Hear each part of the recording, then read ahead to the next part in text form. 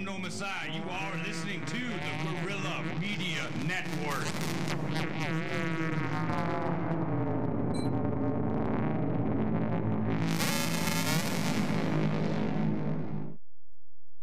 Live from the Overthrow Bunker and FEMA Region 9, you're listening to The Pete Santilli Show.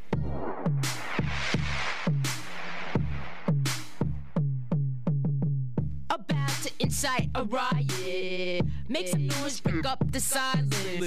Scream and shout, no being quiet. Spread the facts until you're All right, ladies and gentlemen, I told you I was really excited to bring my guest, Mr. Gerald Celente. He's the publisher of the TrendsJournal. And of course, if you're not aware of who Mr. Celente is, well, a lot of our listeners are worldwide are aware of exactly who Mr. Celente is. He is the publisher of TrendsJournal, and you can actually find him on TrendsJournal.com. But I've been listening to Mr. Celente for many, many years, and I told him I was going to tell a little story. I'm just going to, because we have a short segment here with Mr. Celente, but I think I've been listening to you since 1995 or so. You and Bob Chapman actually brought me to alternative media. But I remember back in the day, around 1999 or so, you were screaming at the top of your lungs at me, that's the way I was taking it, to buy gold at $295 an ounce. And I didn't buy enough of it as far as I'm concerned. I just hung on to as much cash, made some other investments, but you know how that goes. I should have listened to you back then. Well, look, you know. And I wanted to make that admission publicly. Thanks. I hesitated, and look at where we're at now. But, you know, the world, ever since I started listening to you, has changed right in line with just about every forecast and trend that you've made. I've literally listened to just about every show and every interview. But Mr. Celente, now, as your forecasts have come to full-blown reality, here we are on the precipice of a global economic collapse. What can we expect here in the coming weeks and months? I think we're right on the precipice of something major happening here worldwide. Don't you agree?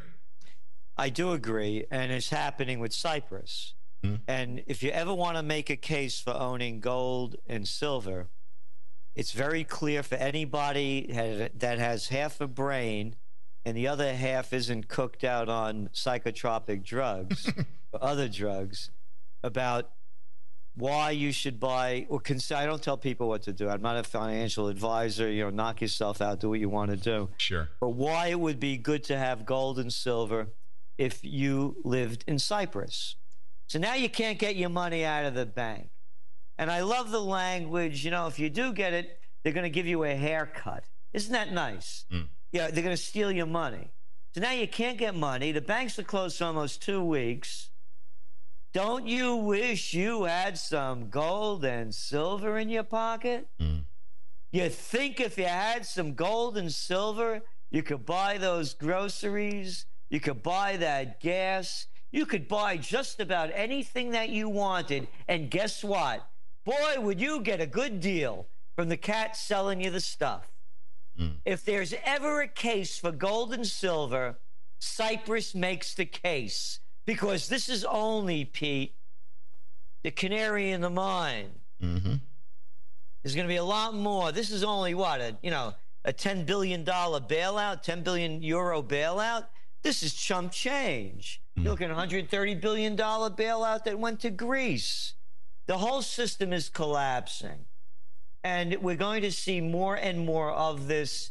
The eurozone, the European Central Bank, the European Commission, they broke the rules. They lied to the people. They told them that their money was insured. And when the crisis began to happen, now they're saying they're only going to give a haircut for those with over 100,000 euros. But first it was everybody. And so they're stealing. They call it a tax on deposits. It's stealing your money. Flat out theft. And, you know, I wanted to speak to that because I'll tell you what, I'm sure you were ticked off because you saw behind the scenes. We've had discussions with some pretty prominent economists and some people that know from a trading perspective exactly what just happened. The Russians were given advance notice. They were able to, these $100,000 plus depositors were given advance notice. They took their money out of the bank with the international branches.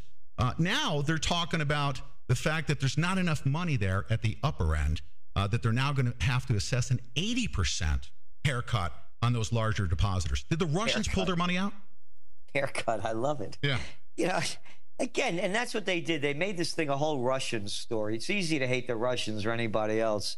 And so that's what they did, you know. And this is no different than the Eastern European branch of the Grand Cayman Islands. You know, it's nothing different. And you want to talk about money laundering?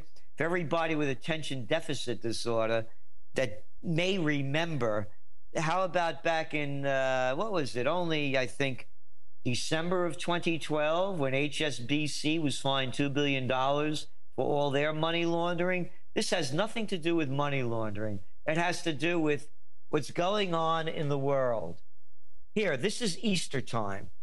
And I know it might not be politically correct to mention Jesus Christ's name during Easter, but at the risk of doing it, remember that Jesus Christ, the Prince of Peace, becomes violent. Yeah, there you go.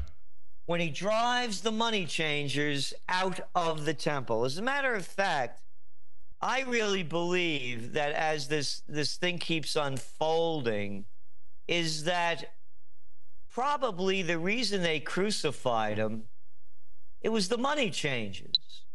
Because he was really into this. I mean, he drove him out a couple of times. And then you go 1,800 years later, and this is what James Madison said. And remember, this is a president of the United States and a founding father. Quote, "History records that the money changers have used every form of abuse, intrigue, deceit, and violent means possible to maintain their control over governments by controlling money and its issuance." End quote. Period. Paragraph. Nothing has changed. Nothing has changed. The money changers are in control. It's the mafia. Yeah. You know, Patrick Henningsen is our reporter. He actually presents every single day during our bunker news break in the second hour. He's in Cyprus, and he was talking to some of the older generation. They were talking about how they've made it through tough periods in the past, through wars and things like that. And they were also talking about the fact that they were going to not pull all of their money out of the bank. They were just going to withstand the storm. I've been telling people that for every day we leave our money in the banks, I believe that's one more day that they have to steal from us. Isn't that a pretty accurate assumption? I would say, and I admire Patrick, and I've been reading his reports, by the way. I think they're terrific.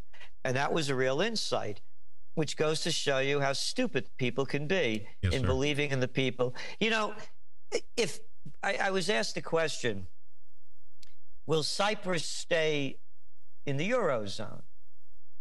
And, you know, both of us, with a name like Santilli, I don't know the other half of you, but, you know, Italians are Italians, Irish are Irish. 100%. You know, all nationalities have, you know, there are characteristics that identify them. I don't know if the Greek Cypriots are into S&M, because that seems to be their trip. Why else would anybody stay into the eurozone after they just raped you and beat you? And just like this old cat saying, you know, yeah, we're going to keep money in there. So maybe that's their trip. I don't know what goes on in that part of the world. You know, maybe they get off on it. I mean, you know, there's the Stockholm syndrome where you get to love your torturer. You know, maybe there's the Cypriot syndrome. You know, we have Iceland. I've been using Iceland as an example. I was very, very proud to see the people of Iceland rise up and essentially just tell the banksters to go to hell. And I'm using that as an example. Unfortunately, the mainstream media is not going to talk about their successes. But should Iceland serve as a great example for what the people can do to the banksters in each of these countries that they're trying to essentially take over? Perfect. Yes, I agree with you. Yeah. 100%. You nailed it. And again, you know, it's who made this thing up that we have to bail out the banks for making bad bets? I mean, this is unconscionable, and it's become accepted as norm. I mean, you know, if there's 4 words that killed America, it's capitalism is called too big to fail. This isn't capitalism by definition. And I don't want to hear from people who are telling me, no, this isn't the definition. They're full of crap. The definition of fascism is the merger of state and corporate powers, not corporatism. It's fascism. And fascism has taken over the world. It's in front of everybody's eyes. Too big to fail. This isn't the failure of capitalism. This is corruptionism. Mr. Celente, don't you think that it's even further than just regular fascism? It's hyper lawlessness that's going on, like from Corzine to all of these banksters that essentially, when they make all these bad bets, they just go to the people now, our depositors, and they just literally steal. But there's nobody overseeing this. Nobody to call it theft. How do we stop these crimes that are being committed against humanity? How do we stop them? Again, as I said, it's a mafia. It's the money changer mafia on one hand and the military industrial complex mafia on the other. Mm-hmm. And all the politicians are the wise guys. Now, these aren't the drug cartel or the prostitution rings or the gambling rackets. This is big time murder. And it's really Murder Inc. And the police and the paramilitary have become nothing more than the soldiers, the goon squads, to protect the capo di capos, the heads of the monetary and military mafia, and the wise guys. So how does it stop? It stops with the raising. This is Easter time. And if there's not two, more poignant stories, it's Passover and Easter. I mean, how much more history do people have to need to see what's being done to them? So how does it change? The next TrendsJournal, we're writing a lot about that. And I've come to the conclusion, and again, this is only the way I see it, think for yourself is our motto, is that we need movements, not protests.